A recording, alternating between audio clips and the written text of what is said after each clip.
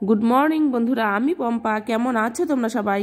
আশা করছি তোমরা সবাই খুব ভালো আছো। আমরাও এদিকে বেশ ভালোই আছি। আমার আরও একটি নতুন ব্লগে তোমাদের সবাইকে স্বাগত জানাই। এখন বাজে সকাল 11টা।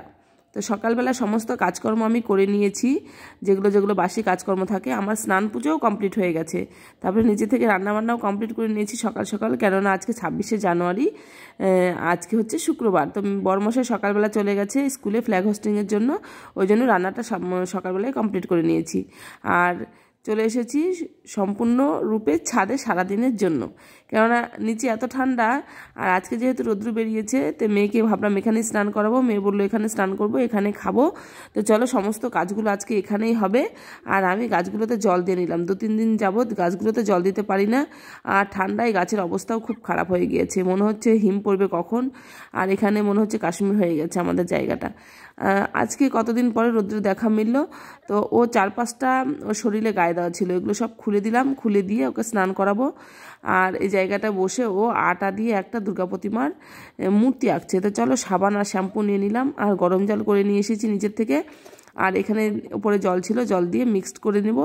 নিয়ে তারপর ওকে ভালো করে মেজে ঘষে আজকে স্নান করিয়ে দেবো। বাথরুম থেকে প্রতিদিন স্নান করে, নিজের থেকে স্নান করে আসে। তো ভাবলাম যে না, 15 দিন মাসে একবার করে স্নান নিজেকে করিয়ে দেওয়া উচিত।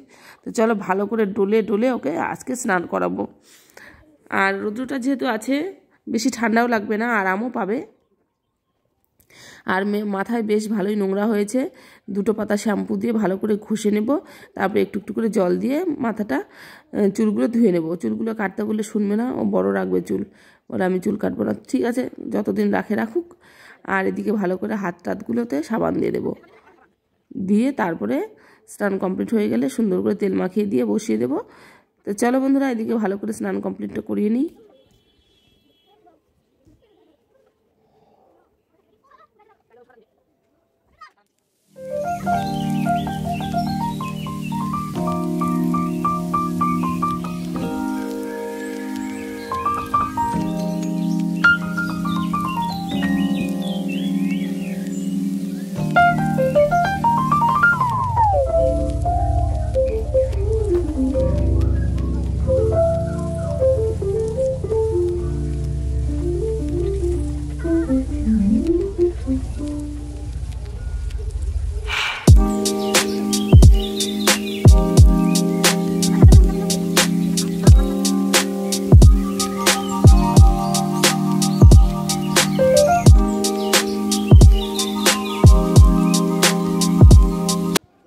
তো বন্ধুরা দেখো, যে সমস্ত জামা কাপড়গুলো ও পরেছিল সমস্তগুলোই ধুয়ে দিলাম। ছাদেই জল ছিল, ভালো করে ধুয়ে পরিষ্কার করে আজকে মেলে দিচ্ছি, কারণ আজকে শুকাবে না, কালকে অবশ্যই শুকিয়ে যাবে।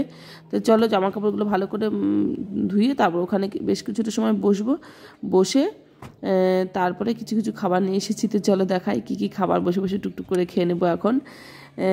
আর মেয়েদিকে আর্ট করছে। তো চলো, এদিকে হচ্ছে কালকে পাঁপড় নিয়ে এসেছিলাম, তারপর হচ্ছে কমলালেবু নিয়ে এসেছিলাম, আর হচ্ছে শনপাপড়ি রয়েছে। এগুলো খাওয়া হয় না, ভাবলাম রোদে বসে বসে খাবো। আর কমলালেবু রোদে বসে বসে খেতে বেশ ভালোই লাগে। মেয়ে তো খাবে না, শুধু পাপড়ই খাবে, শনপাপড়ি খাবে না, ওখানে রেখে দিয়েছে। তো আমি খেয়ে ফেলে কী করবো, ফেলে দেবো? ফেলে দিলে তো নষ্ট হয়ে যাবে টাকাটা। তো চলো, খেয়ে নিলেই কাজে দেবে। তো চলো, এদিকে কমলালেবুগুলো ছিঁড়ে দিচ্ছি। ও তো একটা খেয়েই বলবে টক, আর খাবে না, আমাকেই খেতে হবে। তারপরে একটু সময় পরে ভাত নিয়ে এসে খাওয়া দাওয়া করব।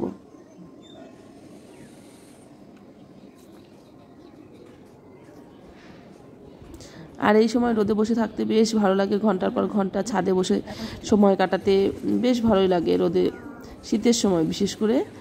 যে কিন্তু একটু হাওয়া দিচ্ছে, এই হাওয়াটাই একটু ঠান্ডা লাগছে।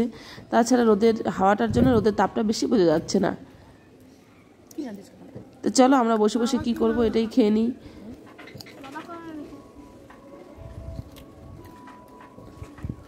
আর সত্যি কথা বলতে কি, পিঠে রোদ লাগিয়ে ছাদে বসে খেতে, বিশেষ করে কষা মাংস খেতে বেশ ভালোই লাগে, কার না ভালো লাগে। আর আজকে হচ্ছে 26শে জানুয়ারি। এদিকে হচ্ছে আমাদের ছোট্ট প্রয়াস, দুজনে মিলে 26শে জানুয়ারি একটা ফ্ল্যাগ বানালাম। আর হচ্ছে এখন বসে বসে খাবার নিয়ে আসতে হবে। এখন বাজে হচ্ছে 1টা, অনেকটা সময় অতিক্রম হয়ে গেছে। এখন পিঠে রোদ লাগিয়ে মা মেয়ে দুজনে মিলে কষা মাংস দিয়ে ভাত খেয়ে নেব, ব্যাস।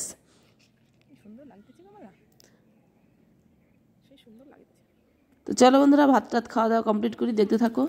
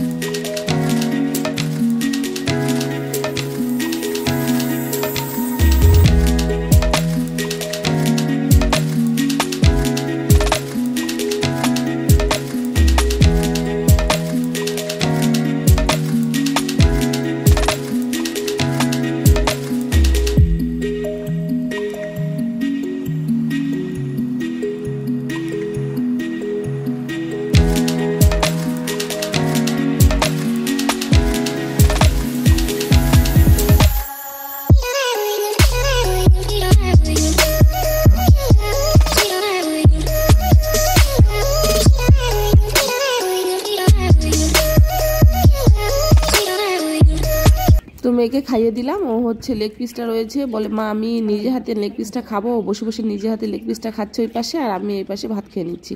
তো চলো নিচে নেমে তারপর দেখা হচ্ছে। তো বন্ধুরা দেখো, এখন 4:30 বাজে। তো আমি নিচে নেমে এলাম, নেমে এসে ঘরগুলো সম্পূর্ণ ক্লিন করে নেব, নিয়ে তারপরে হচ্ছে বাইরেটা ঝাড় দিয়ে নেব। বাইরেটা ঝাড় দিয়ে জামা কাপড়গুলো আছে তুলে নেব, ব্যাস। তারপরে সন্ধ্যা লাগবে, সন্ধ্যা লাগিয়ে মা মেয়ে দুজনে কম্বলের নিচে মেয়েটাকে একটু বই নিয়ে বসাবো। তো চলো এই সংসারে এই টুকটুক কাজগুলো কমপ্লিট করে নিই। ঠান্ডা যতই হোক না কেন সংসারের কাজ করতেই হবে, আর ঠান্ডা গরম কিছু তো মানে না, পেটকে তো দিতেই হবে সব কিছু। ঠান্ডা হলেও খেতে হবে, গরম হলেও খেতে হবে, রান্না বান্না কাজ সব করতেই হবে। তো চলো এদিকে হচ্ছে উঠোনটা ঝাড় দিয়ে নিই ভালো করে, পরিষ্কার করে। তেমন নোংরা হয়নি উঠোন, বেশি গাছপালা নেই, পাতা পুতোও বেশি পড়ে না। আর এদিকে হচ্ছে সূর্য মামা তো চলেই গেছে বললাম, আর কেমন যেন একটা ঠান্ডা আবহাওয়া পরিবেশ দেখা যাচ্ছে। বাইরে বেশি সময় থাকবো না, ঘরেই চলে যাব। ঘরে কম্বলের নিচে বসে মেয়েটাকে পড়াবো আর আমরা বসে থাকবো। তো চলো এদিকে হচ্ছে জামা কাপড়গুলো তুলে নিয়ে আসলাম, আর মেয়ে এদিকে বসে বসে ম্যাগি ভাজা খাচ্ছে। সারাদিন তো বাড়িতে বসে থাকলে এটা খাবো ওটা খাবো খাই খাই খাই খাই করতে থাকে, কেননা বাড়িতে বসে থাকলে হাবিজাবি খাওয়াটা বেশি পড়ে যায়। তো চলো এদিকে জামা কাপড়গুলো সুন্দর করে ভাঁজ করে জায়গা মতো রেখে দিয়ে তারপরে সন্ধ্যা প্রদীপ লাগিয়ে চা খাবো, খেয়ে তারপর রান্নাবান্নায় যাবো। বরমশাই আজকে আসবেন না, তো মা মেয়ে দুজনেই বাড়িতে থাকবো। আর রাতে শুধু বেগুন পোড়া, আলু ভাজা আর গরম ভাত করব। তো চলো সারাদিনের ব্লগটা কেমন লাগলো জানিও, যদি ভালো লেগে থাকে প্লিজ একটা লাইক করে দিও, আর যারা নতুন চাইলে আমার চ্যানেলকে সাবস্ক্রাইব করে দিতে পারো। আর পুরনোদের অবশ্যই ধন্যবাদ জানাচ্ছি আমার চ্যানেলকে সাবস্ক্রাইব করার জন্য। তোমরা সবাই ভালো থেকো, সুস্থ থেকো, তোমাদের সঙ্গে দেখা হবে আবারও নতুন ব্লগে। তত সময় গুড নাইট, টাটা।